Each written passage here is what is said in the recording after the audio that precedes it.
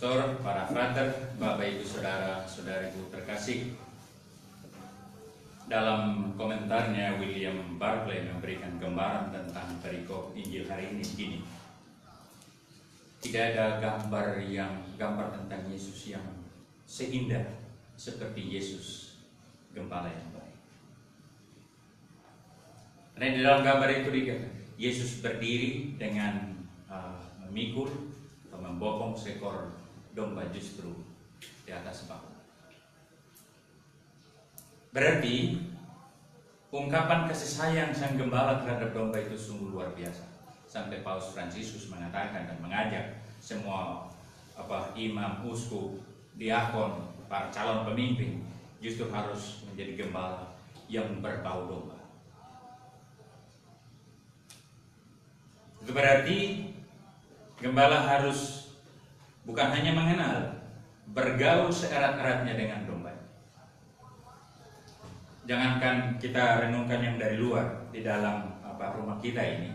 Kalau kita ini, saya panggil kita punya ini Cino, dia tidak datang. Dia tidak datang. Saya sudah panggil setengah mati, tapi dia tidak mau. Karena apa? Saya tidak perhatikan anjing itu. Anjing pun tahu. Ya mungkin karena sekedar masuk keluar, jadi ketika panggil dia punya nama, oke dia. Mungkin ketika dia gonggong, ketika baru masuk, tapi kemudian panggil nama, oke. Tapi tidak sehebat ketika Pastor Igo yang memanggil. Karena apa? Memang Pastor Igo selalu kasih apa yang mereka butuhkan. Kalau kami berjalan sama-sama, saya dengan Pastor Igo berjalan ke sana, arahnya ke kamar. Mereka lebih ikut dia daripada saya. Memang. Jadi penggambaran apa yang dikatakan Yesus dalam Injil hari ini sungguh memang berdasarkan pengalaman hidup. Dan situasi yang ada di Timur Tengah ini teristimewa di daerah Palestina di mana Israel sekarang berada, justru daerah subur dan itu layak bagi penggembalaan kambing domba. Pengalaman itulah yang dipakai Yesus untuk mengajar siapa dia sebenarnya. Dan dalam Injil hari ini, dalam perikop hari ini kita melihat kontroversi tajam. Bukan hanya sekedar Yesus mengatakan dia adalah gembala yang baik dan yang datang sebelumnya adalah pencuri. Memang mereka pencuri. Kontroversi ini sudah mulai dari bab sebelumnya. Pas Injil Yohanes pasal 9 itu berbicara tentang itu kontroversi antara para pemimpin Yahudi dengan seorang buta yang disembuhkan. Mereka mau mengajak orang itu termasuk orang tuanya untuk mengatakan bahwa Yesus itu orang berdosa. Sehingga jawaban dari orang yang disembuhkan itu, setahu saya kalau orang berdosa Tuhan tidak mendengarkan dia. Dan selama ini saya tidak bisa disembuhkan dan hanya dia. Itu berarti dia mesti ada datang dari Tuhan. Itu. Dan lanjutan dari kontroversi itu, sekarang Yesus tampil untuk berbicara tentang siapa diri. Yesus mengatakan dengan jelas, akulah gembala yang baik.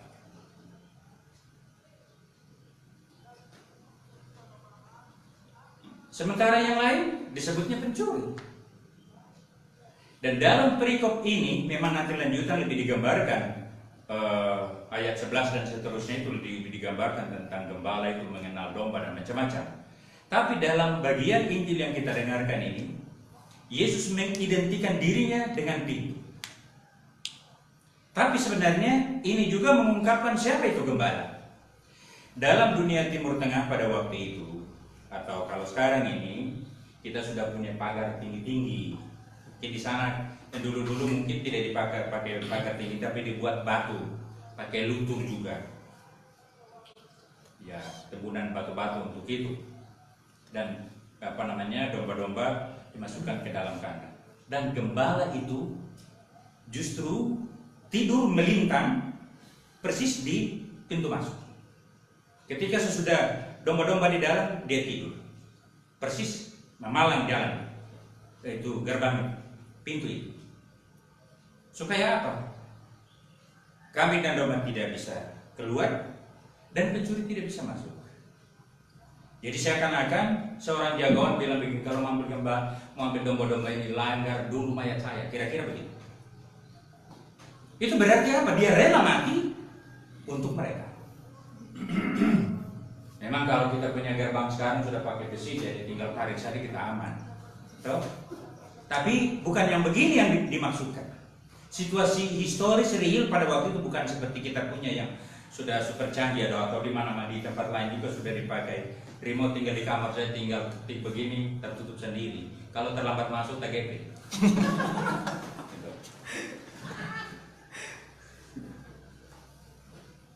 Tapi justru itu mengungkapkan siapa dia sebenarnya.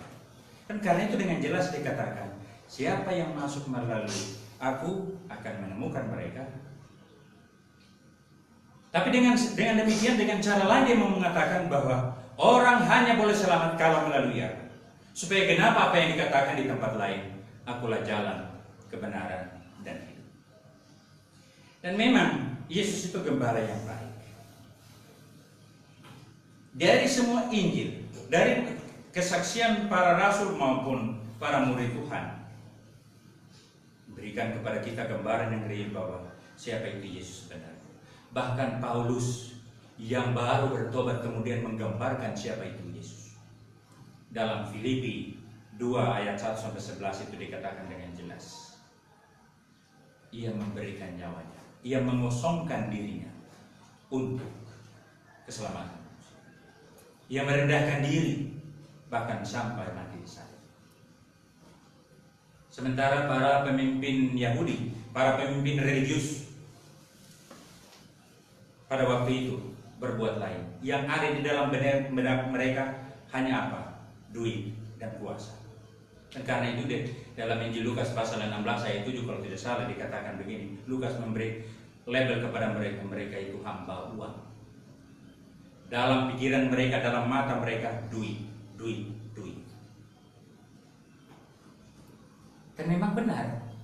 Kalau kita baca dari kisah Yesus membersihkan bait Allah, ternyata para pemimpin religius ini menggunakan bait Allah untuk cari kepeng. Kan karena Yesus justru membongkar pusat maksiat itu, pusat itu korupsi itu. Justru itulah menjadi alasan dia itu.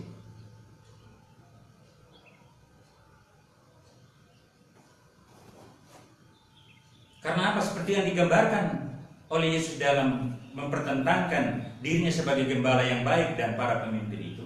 Begini, justru para pemimpin yang lain melihat orang miskin justru sebagai dalam tanda petik tambang, barang tambang, menggunakan mereka, memanfaatkan mereka untuk kepentingan mereka. Sementara Yesus justru datang untuk menyelamatkan mereka. Orang sakit disembuhkan, orang yang terkucil didekati, diajak untuk bertobat. Kisah Sakeus misalnya, dia yang dijauhi oleh banyak orang, Yesus tidak mendekati. Bahkan untuk itulah Yesus dicap bahwa ia termasuk golongan orang berdosa. Sehingga nanti disalib pun ia dikatakan seperti dikatakan dalam kitab Nabi Yesaya itu, ia dihitung di antara para penjahat. Nah, inilah arti dari berbau domba itu. Ia melebur ke sana, tapi dia tidak berdosa. Para pastor, para frater, Bapak Ibu Saudara, Saudari terkasih, sekarang ini kita melihat kepemimpinan dan penggembalaan kita di masa sekarang. Mungkin tidak persis sama, tapi semangat yang barangkali menjiwai para pemimpin religius Israel pada waktu itu rupanya masih hidup di masa sekarang. Dibungkus dengan berbagai aturan yang manis-manis, tetapi kemudian ada unsur korupsi di sana, ada unsur pencurian di sana, macam-macam. Sehingga Injil hari ini, sabda Tuhan hari ini tetap relevan, menantang setiap orang. Teristimewa kita yang menjadi para pemimpin religius maupun para calon pemimpin religius di masa datang. Jadi pertanyaan bagi kita, bukankah kita juga persis yang dikritik oleh Yesus sendiri dalam bacaan Injil hari ini?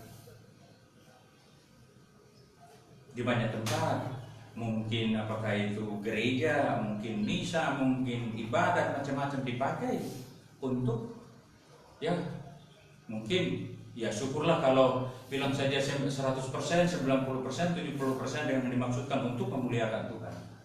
Tapi sayang kalau itu memang akhirnya digunakan sebagai modus untuk memperoleh kekayaan, itu sangat sayang.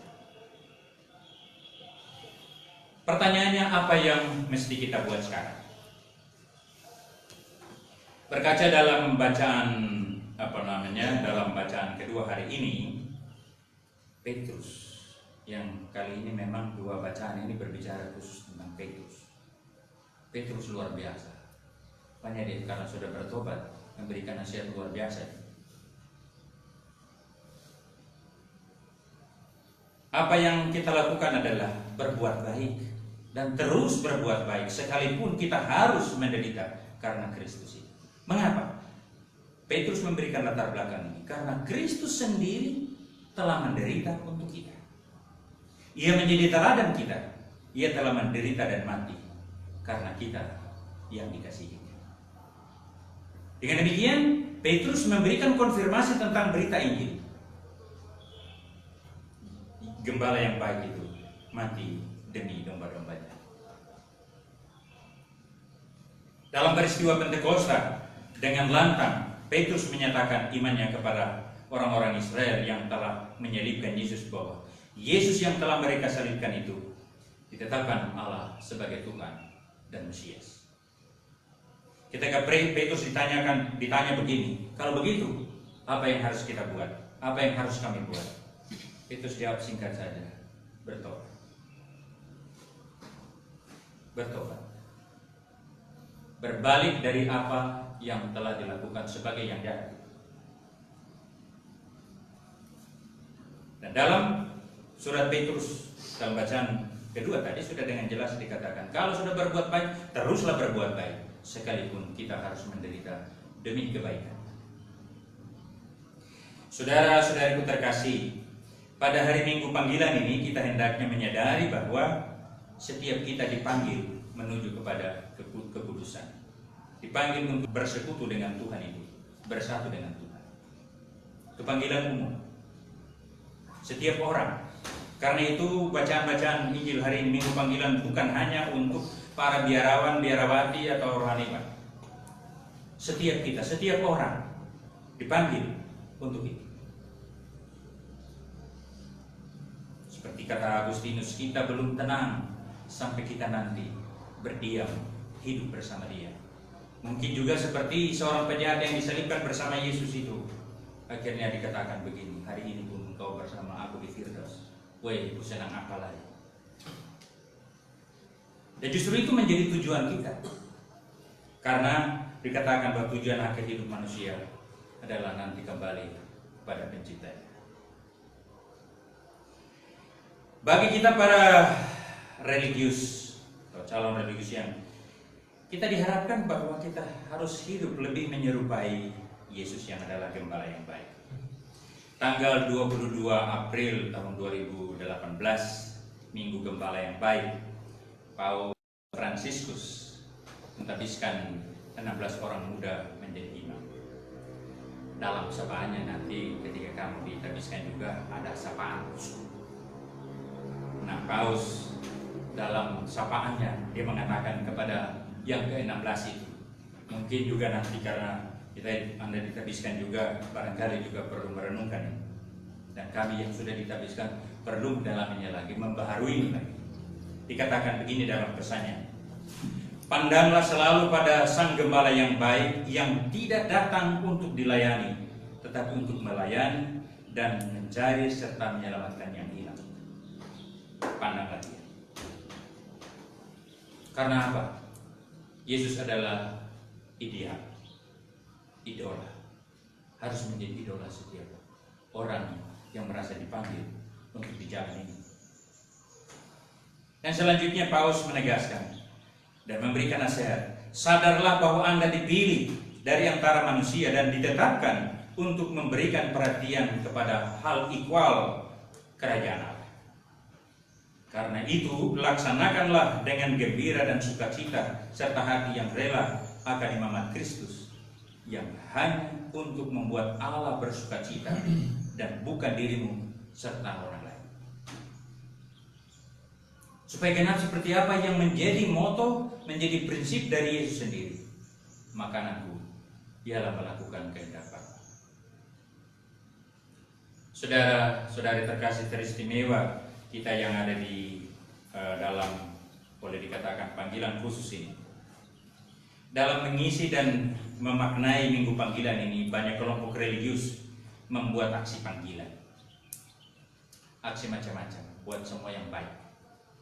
Mereka dengan caranya sendiri mengajak dan menyadarkan banyak orang, banyak anak muda untuk mengikuti panggilan Kristus. Hal ini akan lebih efektif kalau kita sendiri menghayati panggilan yang sedang kita hidupi ini dengan gembira. Sekali lagi, action make it louder. Kesaksian, aksi kita atau sikap kita akan membuat aksi panggilan itu lebih bergema. Bagaimana itu? Kita harus gembira dalam hidup kita itu, gembira dalam pelayanan, gembira dalam memberi contoh, gembira dalam berbuat baik. Nah, dengan hidup baik, dengan hidup kudus, kita memberikan kesaksian kepada dunia bahwa hidup panggilan kita ini memang membahagiakan. Dan untuk itu kita panggil orang untuk ikut berbahagia. Jangan sampai kita memanggil orang datang, tetapi kita sendiri yang nanti akhirnya meninggalkan jalan.